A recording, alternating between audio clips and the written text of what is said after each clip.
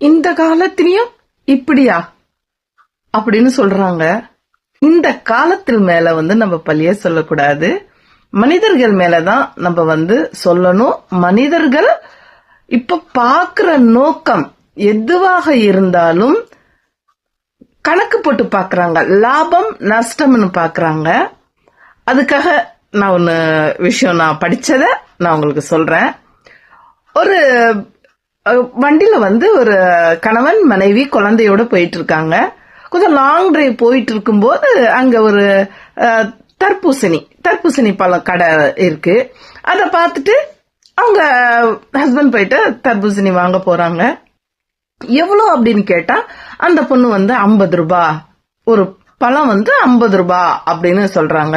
அதுக்குள்ள கார்ல உட்கார்ந்துட்டு இருக்கிற அந்த லேடி என்ன சொல்றாங்க, எவ்வளவு வாங்க அப்படின்னு கேக்குறாங்க. 50 ரூபாய் வானா, இல்ல 30 ரூபாய்க்கு கொடுக்க சொல்லுங்க அப்படின்னு அவங்க கேக்குறாங்க. அப்போ அந்த பொண்ணு சொல்றாங்க, எனக்கே 45 ரூபாய் ஆயிடுது ஒரு பழம் அப்படின்னு சொல்றாங்க. அதுக்கு இவங்க இருந்துட்டு இதுல பரவாயில்ல லாபம் தான் அப்படின்னு அவங்க வீட்டுக்காரர் சொல்றாரு. நம்ம வாங்குறது 20 ரூபாய் கிலோ, நம்ம வாங்குற ஒரு பழமே 5 கிலோக்கு இருக்கும். அப்ப 100 ரூபாய் ஆயிடுதுல்ல. இப்ப இந்த பழம் பாரு 5 கிலோக்கு மேல இருக்கு, தூக்குனா அவ்வளவு வெயிட்டா இருக்கு, 50 ரூபாய் தானே சொல்றாங்க அப்படின்னு சொன்னாக்கா அவங்க இருங்க உங்களுக்கு வாங்க தெரியல சும்மா இருங்க அப்படின்னு சொல்லிட்டு அந்த பொண்ணு கிட்ட சொல்றாங்க, இங்க பாரு இந்த பையனுக்காக, நான் பையனை காமிச்சு சொல்றாங்க, உன் தம்பிக்காக நீ 30 ரூபாய்க்கு கொடு அப்படின்னு சொல்லி கேக்குறாங்க. அப்ப அந்த பொண்ணு அந்த குழந்தைய பார்த்து ரொம்ப, அந்த குழந்தை அவ்வளவு அழகா ரொம்ப ஸ்மார்ட்டா இருக்கு. பார்த்தோம்னா அந்த பொண்ணுக்கு ரொம்ப ஆசையாயிடுச்சு. அந்த பழத்தை எடுத்துட்டே போயிட்டு அந்த பையன் கையில கொடுத்து, இந்த பை இது எனக்கு நீ தம்பின்னு சொன்னதுனால இந்த அப்படின்னு குடுக்கறாங்க. அந்த குழந்தை பிடிக்குது. ஆனா அது 5 கிலோக்கு இருக்கிறதுனால கீழே விழுந்து உடஞ்சிருச்சு. குழந்தை சடனா அழுக ஆரம்பிச்சிருச்சு. பயந்துருவாங்க இல்லையா, அழுக ஆரம்பிச்சிருச்சு குழந்தை. அப்போ அழுகாத நான் இன்னொரு பழம் தரேன்னு போயிட்டு இன்னொரு பழம் எடுத்துட்டு அந்த பொண்ணு கொடுக்குது. அப்ப இந்த அம்மா இருந்துட்டு சொல்றாங்க, இங்க பாரு அந்த உடஞ்ச பழத்துக்கெல்லாம் என்னால காசு கொடுக்க முடியாது, சரியா, இந்த ஒரு பழத்துக்கு தான் தருவேன், அதுவும் 30 ரூபாய் தான் தருவேன் அப்படின்னு சொல்றாங்க. அப்ப அந்த பொண்ணு சிரிச்சுக்கிட்டே சொல்றாங்க, பரவாயில்லம்மா, நீங்க 1 ரூபாய் கூட எனக்கு தர வேண்டாம், என் தம்பின்னு சொல்லிட்டீங்க இல்லையா, அதனால எனக்கு வேண்டாம், பணம் வேண்டாம் அப்படின்னு சொல்றாங்க. அதுக்கு அதெல்லாம் முடியாது, ஏன்னா அவங்களுக்கு அது ஹட் ஆயிருச்சு. நம்ம ஏன் ஃப்ரீயா வாங்கணும், ஏன்னா அந்த ஒரு இது இருக்கும் இல்லையா, நம்ம எதுக்கு ஃப்ரீயா வாங்கணும், விலை குறைச்சி வாங்குறது அது வேற. பெண்களுக்கு கொஞ்சம் விலை குறைச்சா அது கொஞ்சம் சந்தோஷமா இருக்கும், அதனால குறைச்சிருக்காங்க. அது ஃப்ரீயா அன்பளிப்புன்னு அவங்களால ஏத்துக்க முடியல. இல்ல வேண்டாம் அப்படின்னு சொல்றாங்க. அதுக்குள்ள அவங்க இவரு இருந்துட்டு சொல்றாரு, இல்லம்மா உனக்கு நஷ்டமாயிடும், நான் உனக்கு காசு கொடுக்கறேன் அப்படின்னு சொல்றாங்க. அந்த பொண்ணு இல்லவே இல்லைன்னு சொல்லி வேண்டவே வேண்டாம் அப்படின்னு சொல்லிடுறாங்க. அந்த வியாபாரம் செய்யற பொண்ணு, பரவாயில்ல நீங்க எனக்கு ஒரு தம்பின்னு சொன்னீங்க இல்லையாமா அப்படின்னு. அவங்களுக்கு அது ஒரு மாதிரி ஆயிருச்சு. அப்ப அவங்க கேக்குறாங்க, அந்த பொண்ணு, ஃபர்ஸ்ட் நான் விலை ஒரு 20 ரூபாய் கம்மி பண்ணா கொடுக்க முடியாது, நஷ்டமாயிடும்னு சொன்னியம்மா, இப்ப 2 பழம் உனக்கு நஷ்டம் தானே அப்படின்னு அந்த பெரியம்மா கேக்குறாங்க. அப்ப அந்த பழம் விக்கிற பொண்ணு சொல்லுது, எங்க அம்மா சொன்னாங்க, ஒரு உறவுன்னு வந்துட்டா நம்ம அதுல லாப நஷ்டம் பார்க்க கூடாது, ஒரு உறவு அப்படின்னு இருந்துச்சுன்னா லாபமோ நஷ்டமோ ரெண்டும் இருக்கும் இல்லைங்களா, விட்டு கொடுக்கணும், நம்ம விட்டு கொடுத்துடணும் அவங்களுக்கு.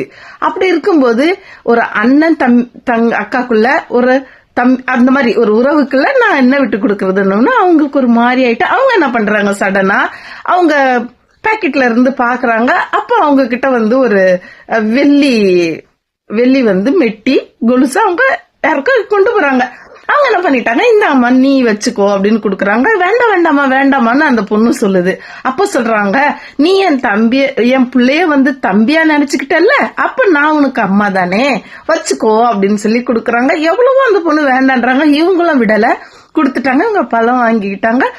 இவங்க கார்ல உட்காந்துட்டு அவங்க வீட்டுக்காரர் கேக்குறாரு இந்த அம்மாட்ட, ஒரு 30 ரூபாய் 50 ரூபாய் கொடுத்து வாங்குறதுக்கு உனக்கு மனசு வரல, அங்க போயிட்டு நீ பேரம் பேசின, இப்ப எடுத்த உடனே வெள்ளி இப்ப என்ன வேலை இருக்கு, எடுத்து கொடுத்துட்டியே அப்படின்னு கேக்குறாங்க. அப்ப அந்த அம்மா சொல்றாங்க, ஆமாங்க, அந்த பொண்ணு வந்து எனக்கு சொன்னது உண்மைன்னு பட்டுச்சு. ஒரு உறவுன்னு வந்துட்ட பிறகு அதுல லாபம் என்ன நஷ்டம் என்ன பார்க்க கூடாது.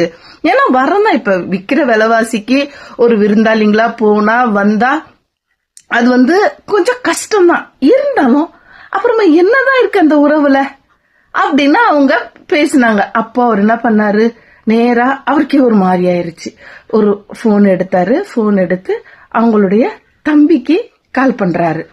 தம்பி கால் வந்த உடனே அவங்க எடுத்துட்டு ஹலோ என்ன அப்படின்னு கேக்குறாரு அவங்க தம்பி. இவங்க வந்து சலாம் சொல்லிட்டு சொல்றாங்க, தம்பி நீ அந்த ஃப்ரண்ட் அந்த கடைங்க இருக்கிற லைன் கடைங்க இருக்கிறதுல ஃபர்ஸ்ட் கடை உனக்கு வேணும்னு கேட்ட இல்லையா, நீ எடுத்துக்கோ. அவங்க சொல்றாங்க நீ எடுத்துக்கோடா அப்படின்றாங்க.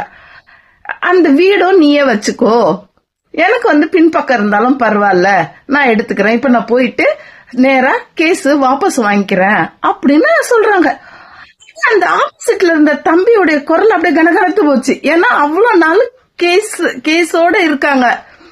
அப்படி கஷ்டப்பட்டு போயிருச்சு. போயிட்டு என்ன சொல்றேன்னா, நீ அவ்வளவு ஆசைப்பட்டியனா அப்படின்னு கேக்குறாங்க. இல்லடா இருக்கட்டும், நீயே வச்சுக்கோடா, நீ என் தம்பி, உனக்கு நான் விட்டு கொடுக்கறதுல ஒன்னும் நான் கெட்டு போக போறது இல்ல, நீ வச்சுக்கோடா, நீயும் நானும் ஒண்ணுதானடா, இனிமேலுக்கு நம்ம சேர்ந்து பிறக்க போறோமாடா அப்படின்னு சொன்ன உடனே அங்க ஆப்போசிட்ல தம்பி அப்படியே குரல் மாறிட்டு அழுக வந்துருச்சு. என்னடா அழுகிறியா அப்படின்னு அவங்க கேக்குறாங்க. ஆமா, நான் எனக்கு ரொம்ப அழுகையா ஆயிடுச்சு, நான் அவ்வளவு ஆசைப்பட்டிய நானு, நீ இதே மாதிரி என்கிட்ட ஃபர்ஸ்ட் நீ ஆசைப்படுறியடா எடுத்துக்கோன்னு சொல்லியிருந்தா நான் அப்பவே விட்டுட்டு இருப்பேனா அப்படின்னு அந்த தம்பி சொல்றாங்க. அந்த பாருங்க, அந்த ஒரு வார்த்தை ஒரு மனுஷனை உடனே சொல்றாங்க, அண்ணா எங்க இருக்கீங்க, நேரா வீட்டுக்கு வாங்க, நான் பிரியாணி செய்யறேன், எல்லாரும் சேர்ந்து சாப்பிடுவோம், ரொம்ப நாள் கழிச்சு நம்ம ஒன்னா சேர்ந்துருவோம் அப்படின்னு சொன்னாங்க. அதுதாங்க விட்டு குடுக்கறதுல இருக்கிற ஒரு நன்மை. என்ன ஆனாலும் சொத்து நம்ம எடுத்துட்டு போறது கிடையாதுங்க.